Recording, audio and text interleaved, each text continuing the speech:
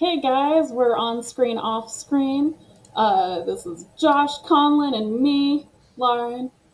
We like to tell you about what we've been watching during the week, telling you how it affects our viewing experiences by our life experiences, and how it affects our lives. Um, I don't have our notes for what the topics are, so I'll just pick you guys at random. Conlon, you start your topic. Okay, I'll start with F1 that came out just a couple days ago. And this movie is ridiculously fun. Like, super fun. Now, I'm not an F1 fan, so when Josh does eventually watch this, I'm really interested in what he'll think. Because the entire time I was watching the movie, I felt like this is a movie ass movie. Like, that's how I felt about it. Everything felt very movie ish, and that's not bad. It's really, really enjoyable. Um, but I feel like if I knew Formula One, that they were breaking a lot of the rules of Formula One. But I don't know that for sure. I just have a feeling that they are. That does so. Me being somebody who doesn't know Formula One, I just had a blast with this movie. Um, the cinematography is fantastic. the The music is really good. You feel like there's this part at the very end where everything goes quiet and you're just inside of the cockpit. The It's not called cockpit. What's it called, Josh? Is it called Cockpit. cockpit? Cockpit. You're in the cockpit of the car and you're just driving, and it's magical. Like it's so good. And Brad Pitt is 60 years old, and the guy is just not. He hasn't dropped it. He's just on it. He's such a good actor. He does such a good job in this, and it's another root for it kind of story. The director of this did Top Gun Maverick, which Josh also didn't like as much as me. Top Gun Maverick is one of the best experiences I've ever had in a movie theater. I had such a good time with it. And I had such a good time with this, and you can feel the same flavor of directing coming from this movie as you can with that one. Um, the idea of the old veteran who comes in and the rookie who thinks he knows it all but then decides to learn a lesson is super played out. But when you have an excellent actor like Brad Pitt as the old person, and you have, what is his name? Let me look really quick. This kid did a really good job too. You have Damison Idris as the younger kid. Idris. Idris as the younger kid. They do a good job. Like, each one brings does their part really well, and it makes you buy into the story. You want to see Damison do a good turn. You want to see him change, and you buy his change throughout the movie. Like, I think it's done slow enough that you actually connect with it. You have Damoson's character. His mom is really prominent in his life and kind of acts like a manager for him, and just wants to keep him safe. And there's a part where he flips end over end, gets in this giant burning wreck, and the mom blames Brad Pitt for all of his risky behaviors. And he says, "You're going to kill my son. You need to stop." And Dameson just didn't listen to Brad Pitt, and that's why he ended up in the crash. And you see him reflecting on this thought of, if I would have just listened to Brad Pitt, he's not going against me, he's not trying to take me down. If I would have listened, I probably would have taken first place in that race.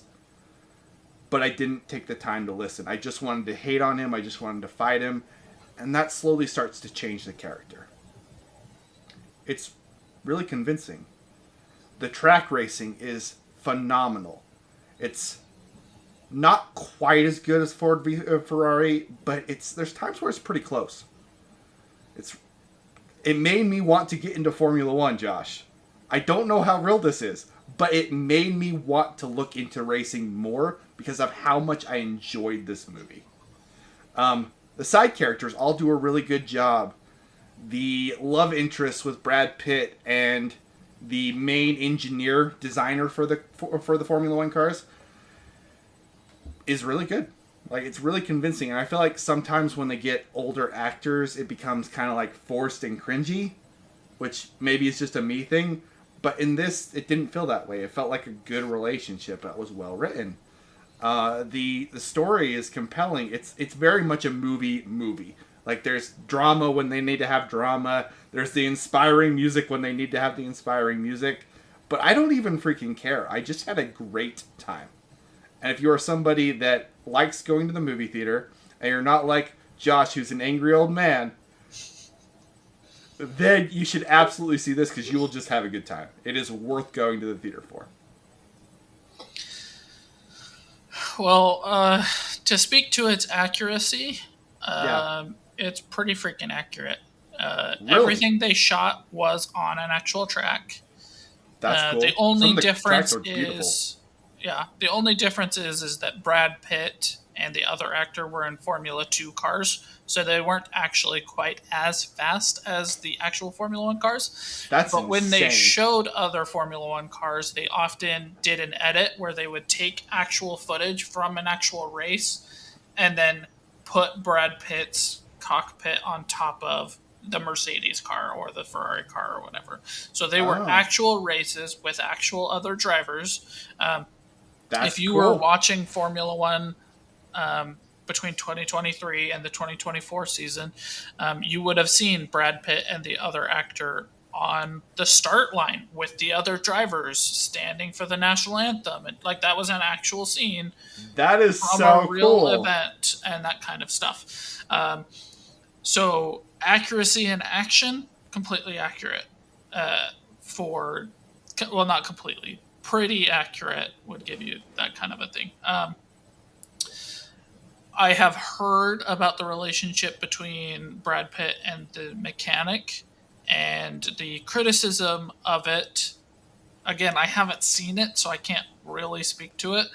Was they had a strong, independent girl boss who felt real and not wokey, and Yeah, it was ruined by her sleeping with Brad Pitt because that's just a cliche.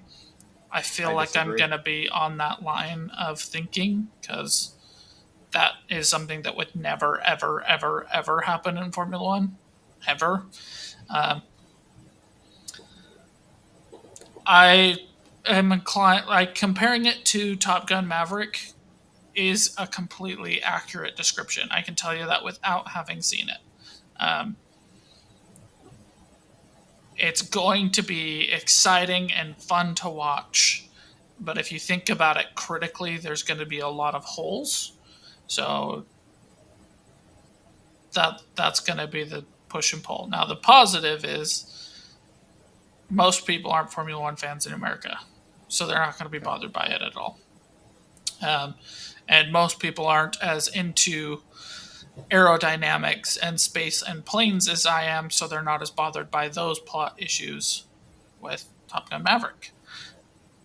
But if you go into it expecting a good time, I suspect you're just going to watch some cool action, feel good sports movie stuff, paper thin plot that is just good enough to get you through it. And that's what I expect for when I watch it. I mean, yeah, basically the plot is you have a felling team that needs to win one race. And are they going to win one race? And is the fights between the main characters going to cause them to not win the race? Like it's that simple. But I don't even care. It's awesome and Brad Pitt deserves to be as famous as he is cuz he's just good. Like people talk about Tom Cruise as kind of the last movie star. I think Brad Pitt has the star quality still. He's I don't not think he's so. not he's not Tom Cruise. He's not Tom Cruise. But I do think he has the star quality still. Like the guy the guy nails it. He's really good in this movie. And he feels like an old school movie star. Lauren, Yeah, if you've been watching movies more lately, you should go see this. I think You will have a good time. I've seen some F1 races, and I think you should watch them.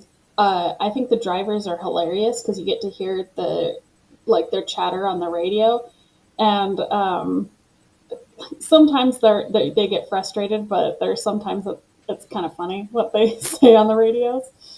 I Um, but I had yeah, give a it a try. question. for Josh. There's a part of the movie where I think there's a little bit of confusion because Brad Pitt talks to the pit chief, whatever that person is called, person calling the plays, Engineer. and then the Damison character talks to him, but they can't talk to each other. Can they talk to each other in? Nope. Okay. They can only speak to their engineer and the and the team principal, and everything goes through them. So, for example, if the FIA, the referees of the race, are giving Brad Pitt a penalty for something, they will tell the team, and then the team will have the engineer tell the driver at a convenient time. Okay. And is the team that they represent, do you know, are they real at all? Apex? No, they're not Apex. real. They're totally made up.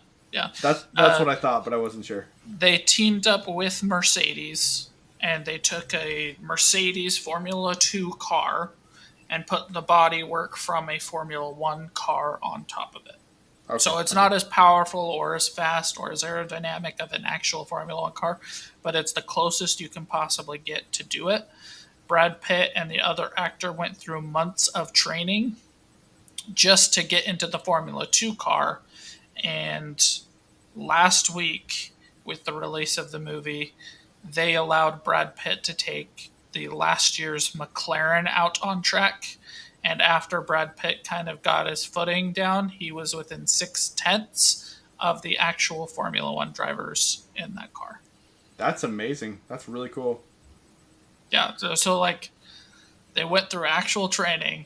They actually did an exceptional job. Like, I would like, the only thing that is more impressive than that is Tom Cruise doing it without the training, which Tom Cruise did back in like 2008 or something. Like, that is the only thing more impressive to me when it comes to Formula One and movies and stuff, is because he actually did that. And well, he's Tom freaking Cruise, and now Brad Pitt's is Brad Pitt. So that's pretty amazing. That's cool. It's very enjoyable. Josh, if like I could recommend going to a movie and actually going to a theater, this is a good one.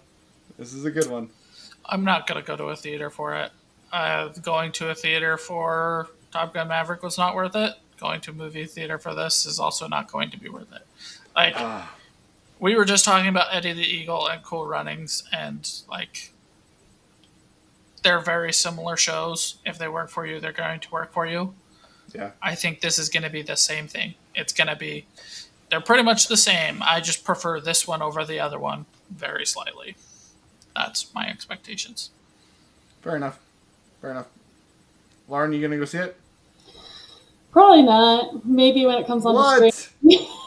No, it's so good. I didn't even watch Top Maverick, and it had Lewis Pullman in it. So you haven't seen? Have you seen it yet? You've seen it now, right? Oh no. My glory! We need to make that a topic just so you watch that movie. Josh doesn't like it as much as I do. I friggin' love that movie. I'll make an exception. It's really good since it has Lewis in it. Top Gun Maverick is so good. Anyway, that my rating of this movie, I'd probably give it an 8. An 8. It's really good. What would you give Top Gun Maverick?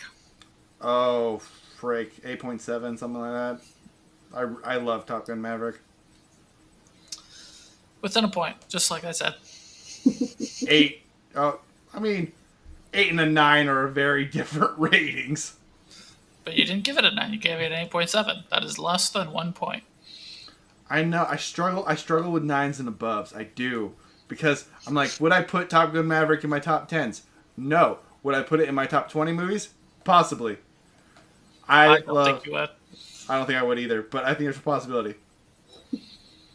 I mean, Lord of the Rings is going to take up 3 spots. That's true. Star Wars is going to take up at least 4 spots. Series. I think we take up 3 spots. Actually. Empire, Return, Revenge, and Rogue One. Rogue One doesn't get in my top Rogue 20. One's so good. It should be. All right. Well, on to Josh's topics. One of them. Yeah. Okay. So I'm going to talk about Cities of Smoke and Starlight. This is by Ali Ernest. It is her second or third book. It's narrated by somebody named Magnus Carlsen, which I find very funny because it's not the famous Magnus Carlsen, but yes, their names are spelled the exact same. The narrator of this book sounds very similar to the narrator for the Clone Wars TV show. Not the exact same. It's enough that you're like, are they related? But not like they're the same person. But I did notice that. This book was brought to my attention in Book Talk. The creator was saying it's like Jim Hawkins from Treasure Planet in Atlantis with soft romance. That's how it was sold to me, and I was like, I love a good romance. I think Treasure Planet is one of the most underrated movies of all time, and Atlantis is a close second. Like, this is my kind of movie.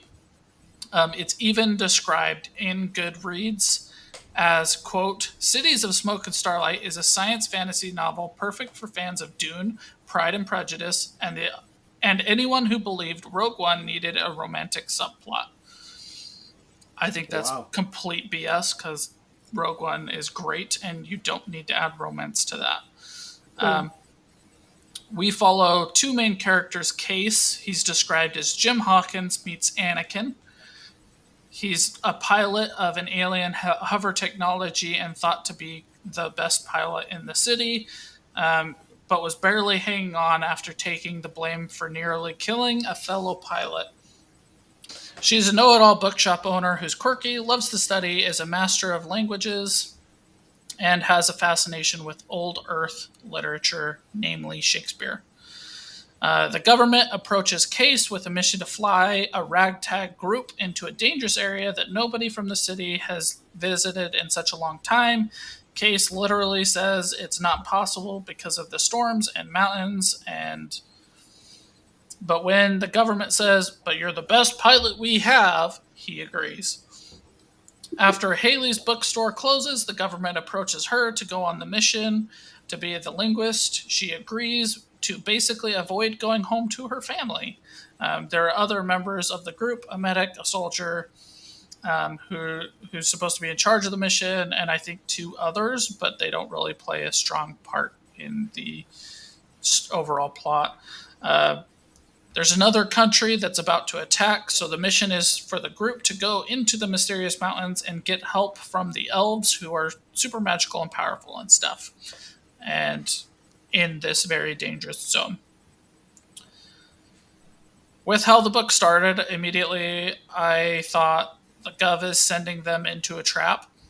Lo and behold, they go in, despite Case's amazing pilot skills, they go down and start exploring a new place. Hence the comparison to Atlantis storyline. Shenanigans ensues, and they're exploring these mountains, trying to get to their goal.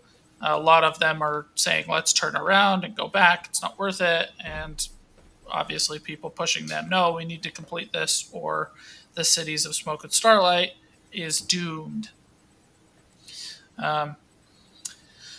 Case makes fun of Hallie for being a klutz and not knowing the real world. She makes fun of him for being illiterate and quotes Shakespeare and other classic pieces of literature. There was a quote of the Odyssey that they specifically call out, and I was like, hey, the Odyssey, that's epic. I like that. I'm disappointed, though, to say the expectations for romance were wrong. There really isn't any, like at all. There's only one moment where Haley and Case are talking, and one of the other characters says, are you really flirting right now? I just told you the entire romance plot of this book. There is no more. So for that reason alone, I was disappointed. That being said, I still liked the book and will go on to the second. I did a little bit of research that says the book is great. and only gets better with the second. One of the reviewers I was looking at said the second book made the first book more impactful and actually made it better on a reread. And then the third book is expected to release later this year. So if I get my timing right, I can knock out this entire trilogy this year. Um, while people make comparisons, while I can see why other people made the comparisons to the characters I know and love, I would not make those comparisons either. Uh, my pros are narrator has the Clone Wars voice. The idea and process of this book is very cool. The characters are very decent. The main two are kind of the only ones with real depth, and a developing plot that has me very, very interested.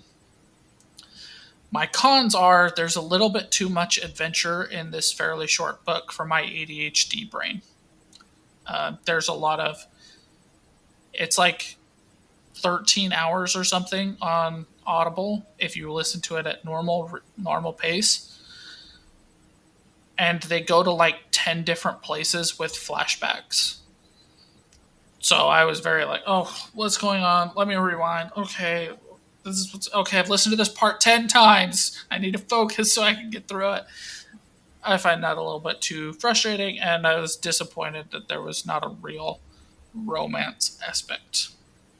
My hopes for book 2 is that they introduce more romance, but it doesn't get too gross or grotesque, which I think is pretty good. A few weeks ago, we talked about K dramas and the build up being to holding hands.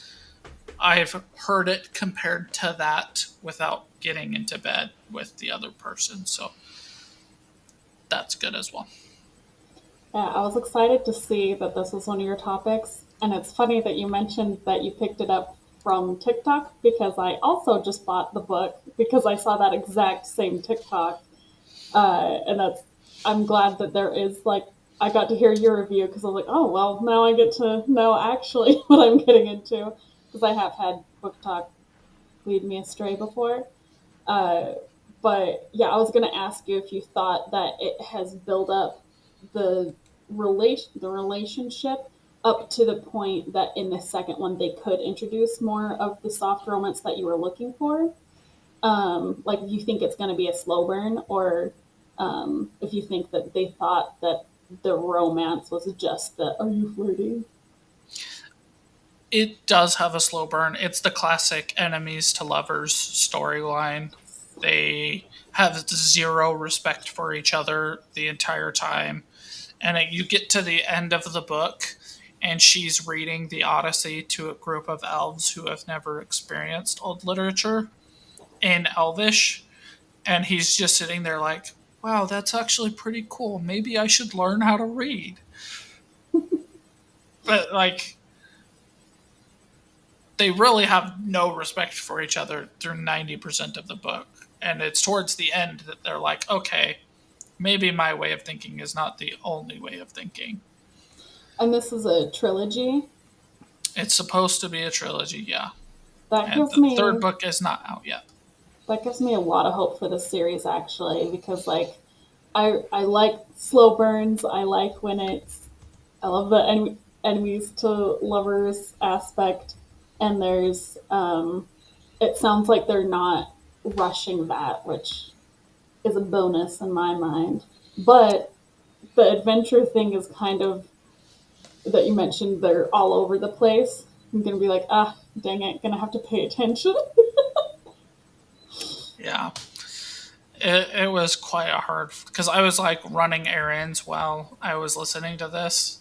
So there was Mm. another element of like having my mind distracted, and I was like, why are we little kids all of a sudden? What the freak is happening? And all this kinds of stuff. So I think I'm particularly susceptible to that. I don't think it's a common problem for most people. It's just a me ADHD, not really a book person to begin with. So on top of like being a busy person, kind of just collaborated this issue. I still like the book. I'm still interested. I just think that what I was sold on wasn't what I actually got. Yeah, that was going to be my next question is if you agreed. Because it kind of is weird. In my mind, I would not ship a Jim Hawkins with a feminine, uh, what is his Milo. name? Milo. I was like that. So I'm actually relieved to hear that they aren't. So, I was sold that it was Jim Hawkins. I wouldn't say it's Jim Hawkins, but I particularly love Treasure Planet. I absolutely adore it. So the fact that it was quite different, I really didn't see that much. Other reviews compared it to Jim Hawkins meets a Anakin, and I also don't really see that being a Star Wars fan. Like, if you just see Anakin as a pilot and Jim Hawkins as this adventurous teenager who likes to fly, then sure. But there's so much more to those characters than just yeah. those things that when I read this book, I was not like, that's Jim Hawkins. It's like, no, it's his own distinct person, and I actually do think that that's better, but that's just what I was sold on. So. Hmm. Sure. Did we have you rate it yet?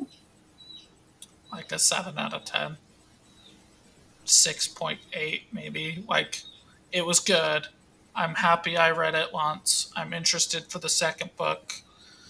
Everybody says the second book just gets better. If that's true, then maybe it will make the first book better. But as for right now, it's like, I wouldn't re-listen to this book. Glad I did it once, but it's not making an all-time list. Oh, but you are excited for the second one. Yeah. Oh, good. All right. So you have a second topic as well, Conlon, right? I do. All right. Let's go on to that. Joe Abercrombie is, when I think of people who are really good with the English language, I think of Joe Abercrombie and Stephen King. They aren't necessarily my favorite authors, but they just write so beautifully, and they use the English language in incredible ways. This is the 5th main book of his series, and then he's got 3 offshoots. The First Law is his first series, and the Trouble with Madness is the second series. It's just brilliant. In the first series, he's got a character named Glockter, and Glockter was a war hero that got captured by the enemy and stuffed into a cell where he couldn't stand up anytime, and his body was broken and he was destroyed. And the person who voices the audiobooks, he does a really cool thing where all the characters think in a certain way and then they speak in a certain way. So when we're recording this podcast right now, when you re-listen to the podcast, you don't sound the same that you sound inside of your head. And the person who does the narrating actually gets that in the story, and it's very cool. So Glockter, he has his jaw completely smashed, and so he has this lisp. And every single time he talks, he has a lisp. But in his head, he's still that war hero he was when he was 20. And so you see that dichotomy, and it's very, very cool as you're reading the story. Glockter is literally one of my favorite characters ever written in anything of all time. In this one, you're dealing with his daughter, Sabine. And she is raised by a man who is absolutely ruthless to almost a fault. And because of that, she's become ruthless. And in a world that's dominated by men, she has a mind for business. And business is changing, the world is changing, and she's taking advantage of that. She's not buying farmland, she's buying sawmills and printing presses and different things like that. You're getting a little bit of an industrial revolution, and she's becoming one of those leaders. She's becoming a Henry Ford type character. And in the first book of this next trilogy, she gets in a really, really bad situation where one of her mills that she's at gets overrun by a group of people that are opposing the current kingdom. They don't like the taxes that are being levied on them. They don't like the elite. It's very much a social class kind of a fight, where you have the elite people that they feel like are taking all the resources, and then you have the poor people that are stuck in the mines, that are stuck in the presses, that are stuck in the assembly lines, and they're revolting. And she gets stuck in this revolt. One of the poorer people take her in, and she has to live like a wretch for months because nobody has word, nobody knows that she's alive, and her entire worldview of being this rich girl who was born into absolute privilege gets destroyed. And as far as the strong woman archetype, she is the best strong woman archetype that I have ever read, period, hands down. It is astounding how well she is written. She is dating the king, and for reasons that are spoilerish, I want people to read this, so just read the story. She has to break up with the king. But when she is broken down and taken to this point where she is poor, she has this choice of, do I be more compassionate or do I become even more ruthless? And the great thing about Joe Abercrombie is he writes different than anybody else I've ever read. He writes like a slice of life reader that is epic. So you have these slices of life in horrible situations because you're dealing with mid-century Europe type of a feel. So you have people are in squalor. They're in bad situations. And he brings out the negative emotions and the negative thoughts that all people have. Everybody has these times where you think things, you're like, where the hell did that come from? That's a little messed up. And he just brings that to the surface with everybody. And it makes for the characters to be so much more nuanced and so much bigger than they would be. In most stories, Sabine would learn her lesson and she would all suddenly become like a better person and she would start being more empathetic. But instead, she feels humiliated and she feels trashed. And she's going to raise the people that lifted her up. But otherwise, she is going to be ruthless. And she is going to become... She's going to become the ruler. She's going to become the queen. So she starts dating this other character. They call him the Lionheart. He had a 300 Spartan type of situation where he led a charge where he shouldn't have won, but won anyway. And he gets a dukedom of this different kingdom. And she decides she's going to date him, raise him to the top, and they're going to overtake the kingdom. This book is about that aspect.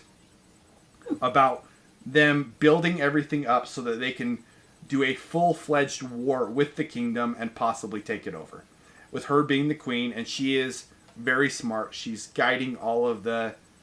Just like she ran businesses, she's putting all the pieces together to be able to form this army, to make deals, to be able to overtake the kingdom, use the connections that she got when she was in squalor for all these people that feel like they're being trod upon by the elite. Everything that she can possibly do to put her in a situation where she can become queen, she does. And during this, she's pregnant. And throughout the book, she's getting more and more pregnant, and she feels like her body is betraying her.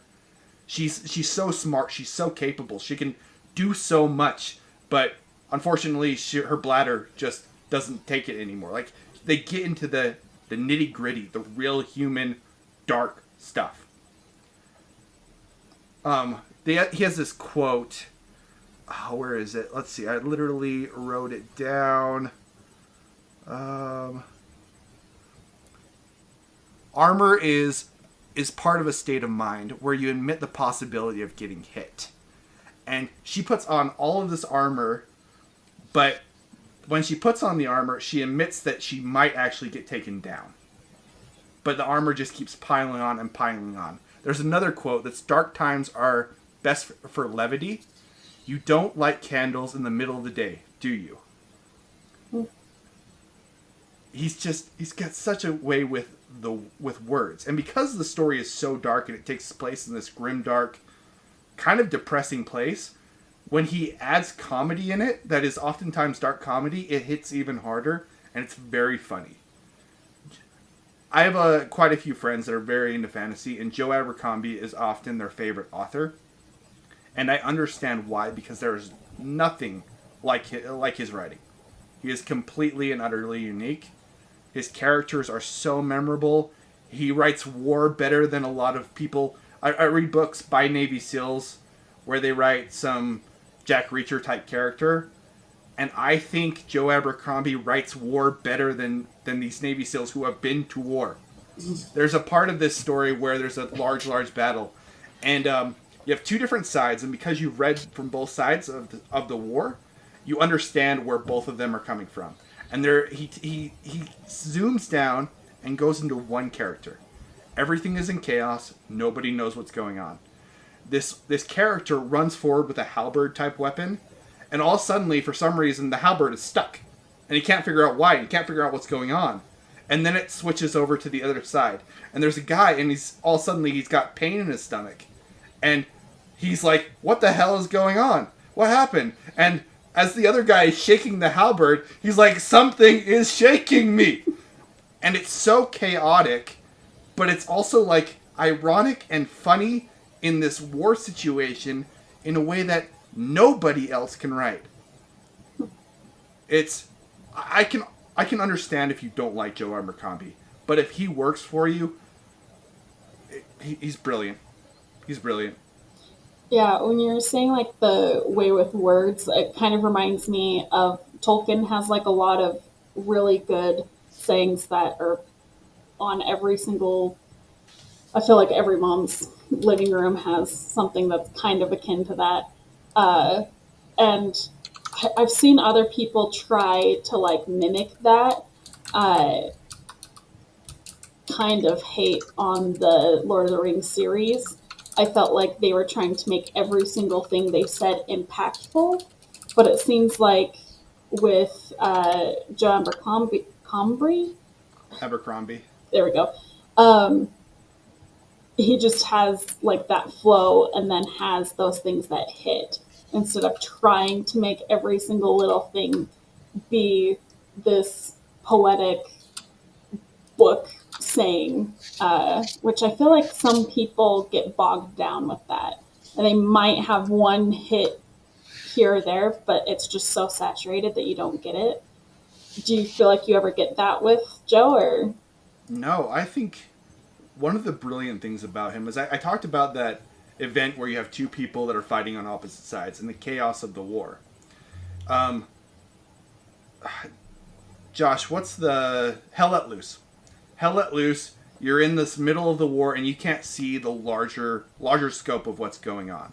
But you have a commander that's trying to explain and tell, okay, Squad B, you need to go over here. Squad C, you need to go over here. He can see the larger map. And Joe Abercrombie writes war in that way. You have a commander that can see what the troop movement is, and that lets you as the reader understand what's going on. But when you zoom into somebody who's actually on the battlefront, it shows the chaos of war and how confusing and how lost it can really be. And it makes you feel that way. There's a book, I can't remember the name of it right now. It's one of his one-off stories, and literally the whole book is just a 2-day battle. But you're bouncing back and forth between being on that front lines and being in the larger picture, and it lets you follow the entire story. Because you have these dark moments, these light moments become more impactful, and they never get lost. He's really good. He's just really good.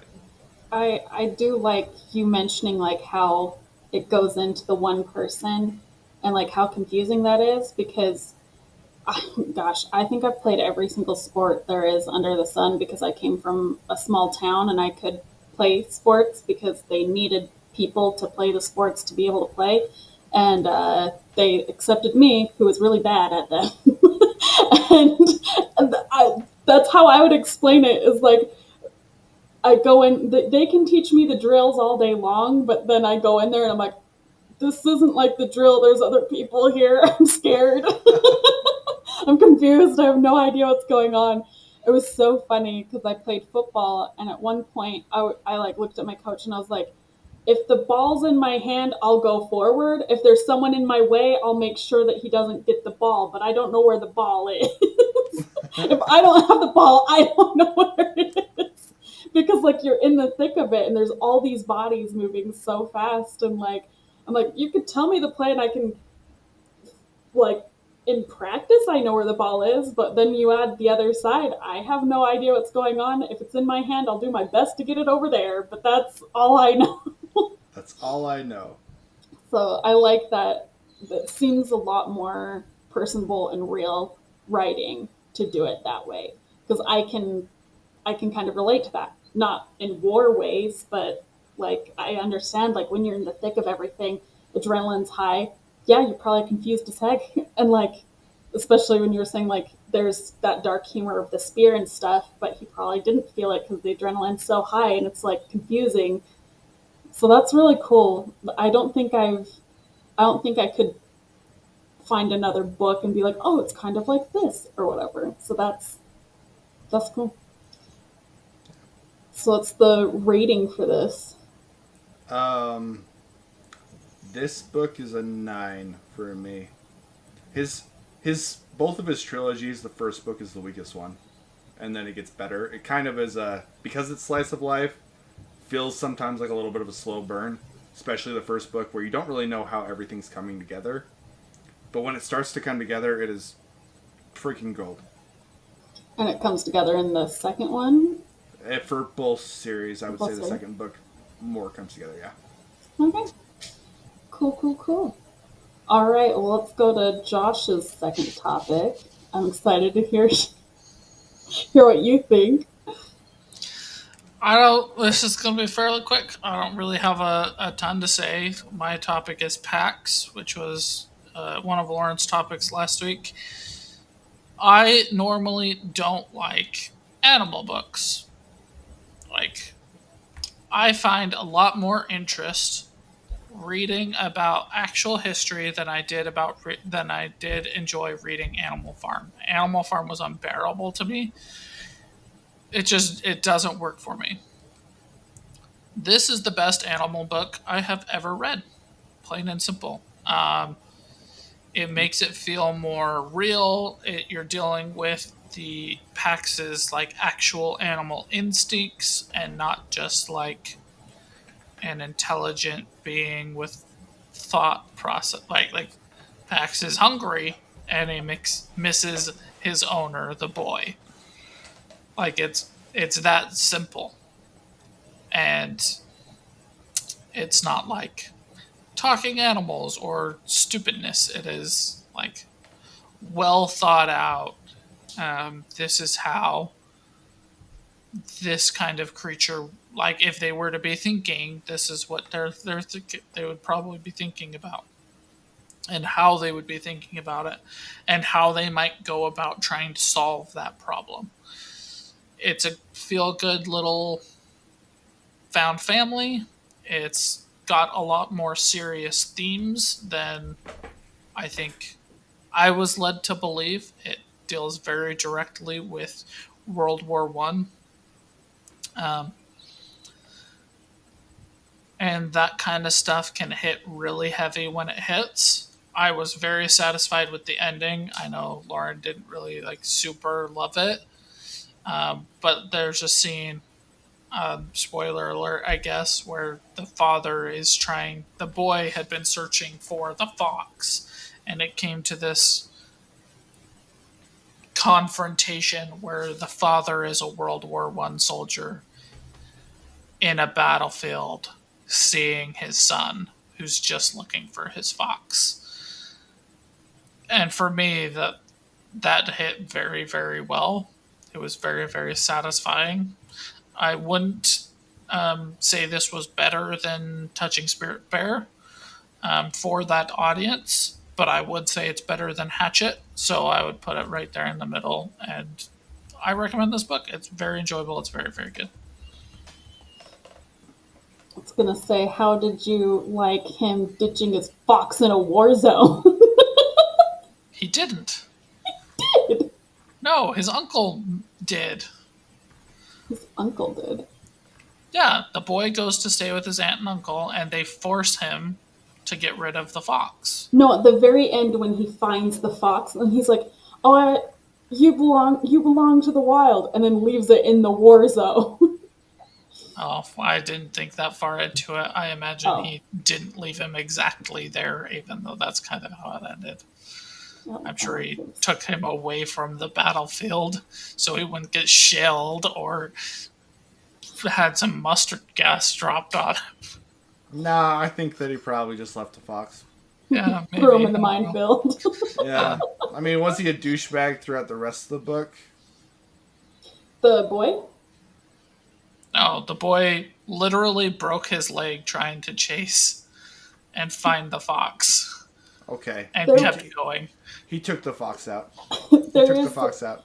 there is a thing that Josh mentioned of like how like simplistic the fox thinks and stuff. Like the name of the other foxes he meets is literally like the first thing he notices about the fox, and then that's that fox's name because that's what he associates that fox with, and things like that. And there's this old grizzled fox that I love.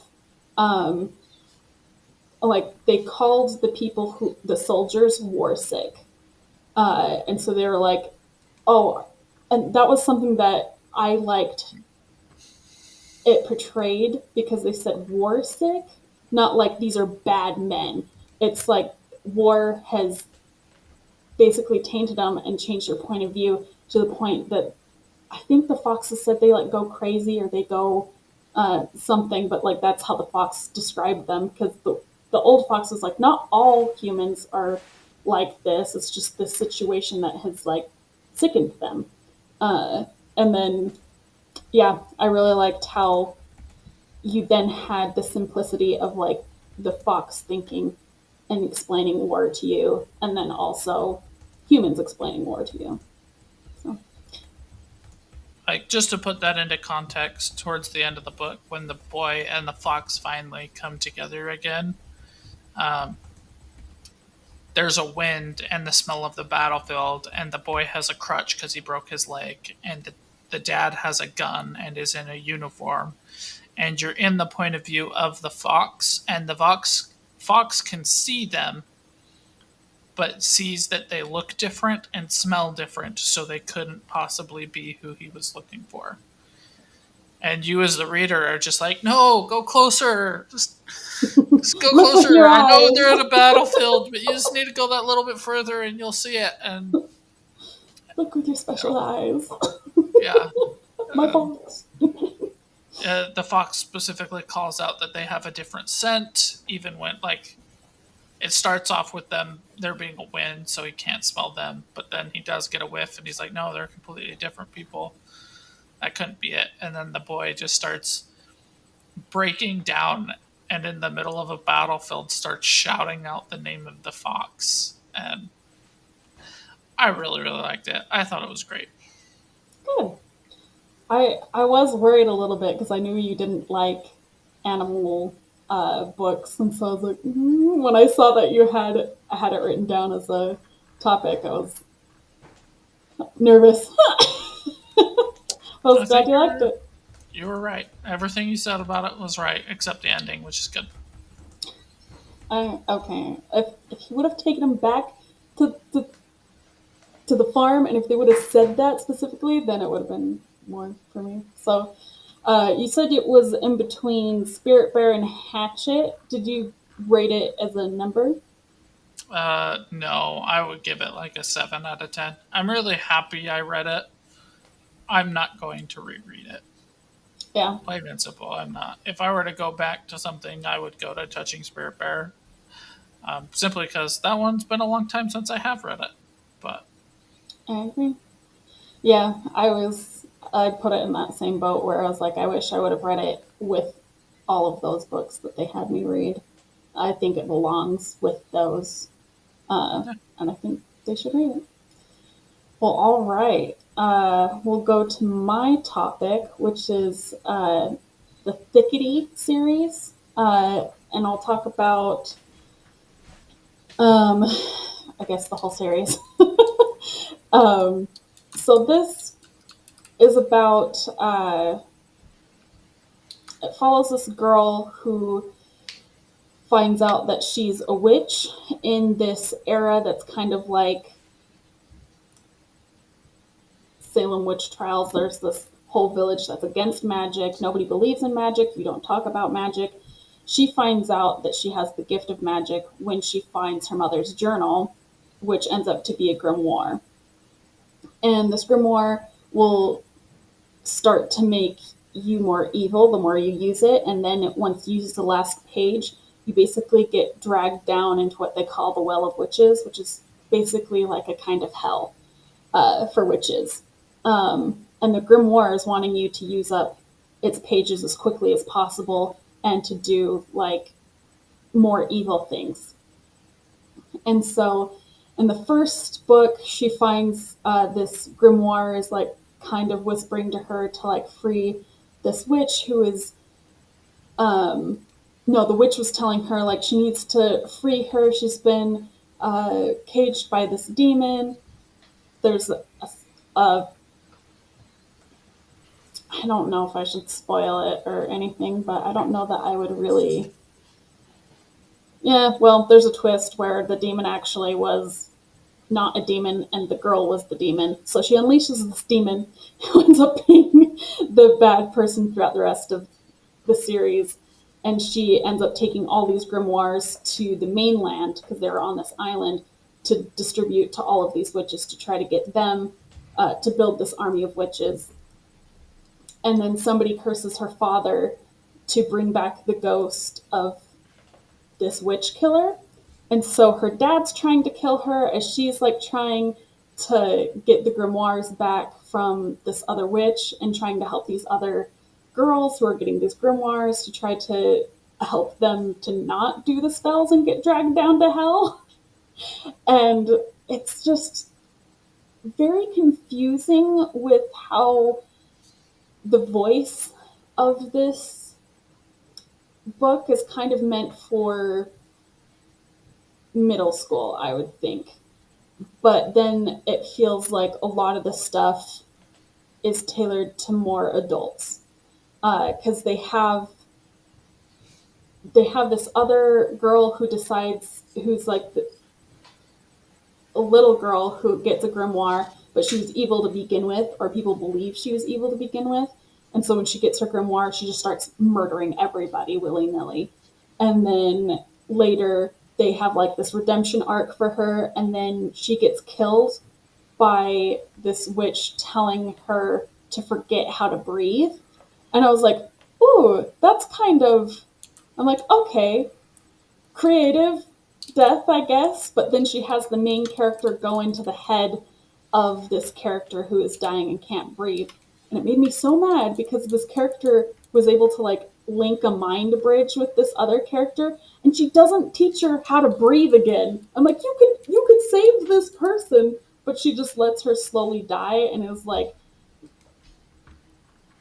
I don't know, it was kind of a morbid death, I think. And then there was another death that I was like I felt was a little too intense for middle schoolers, I guess, where it this guy was dying, and the witch was like, "Oh, it's not enough that you're slowly bleeding out.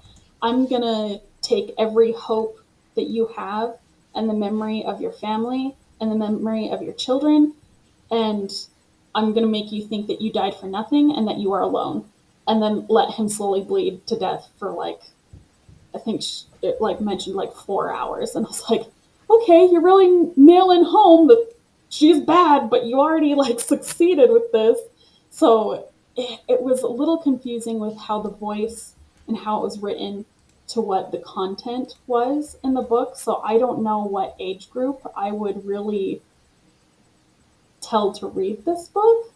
It was a creative concept because then it turns out the grimoires were actually all cursed by this one witch's last spell that made them all evil because her last spell was that she wanted to have friends. And so it made it so when everybody finished their grimoires, it sucked them down into what they call the Well of Witches. And then she basically tormented them because another witch cast a spell on her to never have any happy memories. So, like, she has no goodness or happiness or kindness in her, and all of these people are like coming into her world, and so she's just tormenting all these people. And then you have your main character who is the goodest and bestest witch that's going around and trying to like save everybody. And I actually did like that as a concept of a character. Like no matter how many times people turned on her, she always was like, I'll give you another chance. And people are like, you're so stupid. Like everybody keeps using you because you give people chances. And she's like, I'd rather people use me than me be cold. Um, and so that was probably the only saving grace of this series. But I read this series because I remember reading the first book when I was in middle school and I really liked it. And then I found the rest of this series just recently, so I reread the series. Um, but yeah, I think I would probably rate this as like a 4 or a 5, just because Okay. I don't know who I would recommend this to. I wasn't mad that I listened to this series because I did like some of the world building aspects and like how the magic worked and things, but I think the voice and the content just didn't mesh well with me to the point that I didn't hit home for me. But yeah, so that's Thickety. Well, of witches and I can't remember what all the other ones are. There's 3 of them, 4 of them actually. That was a weird. It was weird that it was only 4. I think that didn't sit well with me either because I'm used to 3 or 5 or forever. But yeah, so there you have it. We'll go to our shared topic, Scooby-Doo and the Witch's Ghost. You guys have seen this before. This was your favorite, right, Conlon? This was my favorite, yeah. Oh, okay. I want to hear how your guys' things, and I'll tell you what I think about it. Okay. I haven't seen this in a really long time, and I still think it's my favorite Scooby-Doo. I had a really good time with it. And the fact that I've now read Stephen King, and the main bad guy is obviously Stephen King, is awesome. I didn't get that when I watched it last time. It's Maine, like he's from Maine. You have the little town, like Derryville. That's what it's called, right? Derryville? I can't remember. Anyway, that all of his stuff basically takes place in, and it's basically this town, is great. The jokes in it are very Scooby-Doo, and they're extremely well done in this. I like that you actually have a ghost at the end. You have a actual monster at the end. I think the monster is super fun. I love the turkey. The turkey is great and an MVP of this movie. It's the freaking turkey. The monster turkey. I like there's always a Scooby Shaggy eating scene, and this is probably my favorite Scooby Shaggy eating scene. They just keep eating the plates after he's done. The guy is just exhausted. And I've always wondered where the Stephen King character dies basically immediately that night. Did he ever get paid for all that food? I don't know, but I wonder that. I didn't even think about that. Yeah, I don't know. He might have just gotten broke. They might have literally just made this guy's business shut down. The opening scene with Scooby and Shaggy is a ton of fun. I like the little opening monster. It's just really good. The Hex Girls are awesome, and I actually genuinely like the music that they put out for this movie. It's just a good Scooby-Doo movie. Everything about it is highly enjoyable for me. What do you think, Josh? Oh, sorry. Oh, go ahead. What were you saying? What puts this Scooby-Doo like ahead of all the other Scooby-Doos for you? Every aspect of it is just good. I love the monster. I love the twist villain. I think Scooby and Shaggy are up there with the best that they are in anything. Daphne does really good. Fred is really good. Velma is really good. I love the Hex Girls. The imagery and like the creepy town is excellent. I like it. It just does all the Scooby-Doo stuff, but on the top level hits. It's just good. All right, your thoughts, Josh?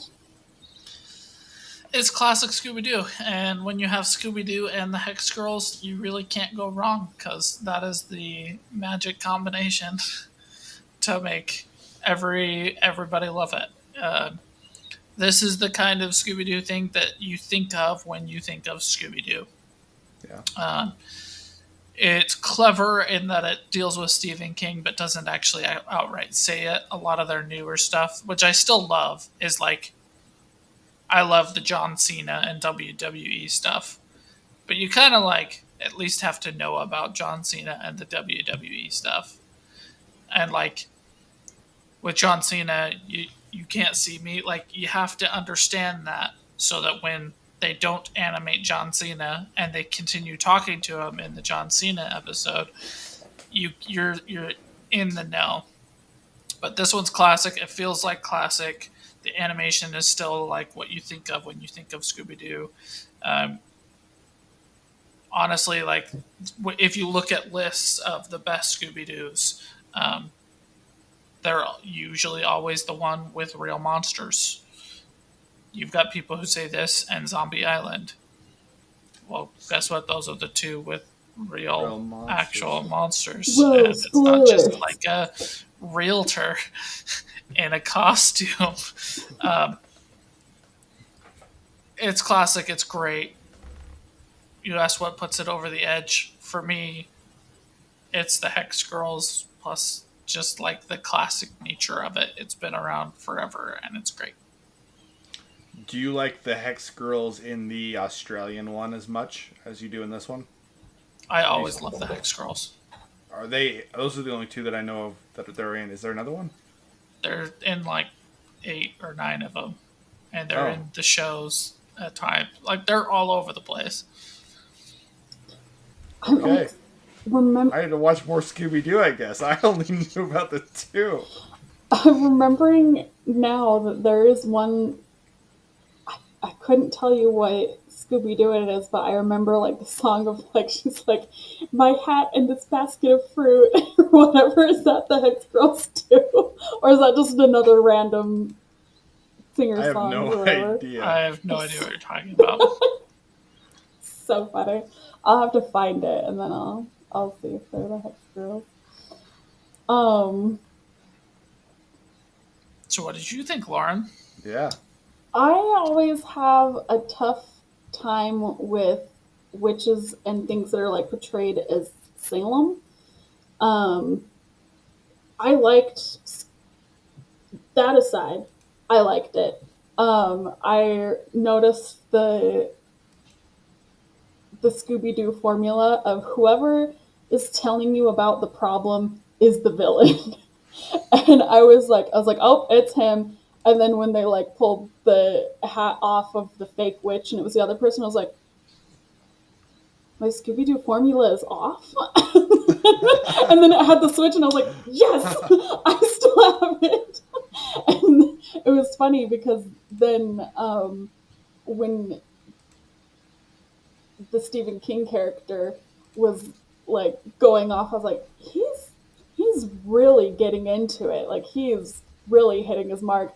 And I was like, wait, I know this voice. And I looked up and it's Tim Curry. I was like, of course it is.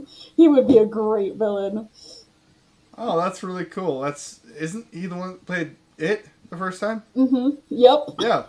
That's awesome. So that's really funny. And then it's funny because in my notes I just have Hex Girls because I like the Hex Girls too.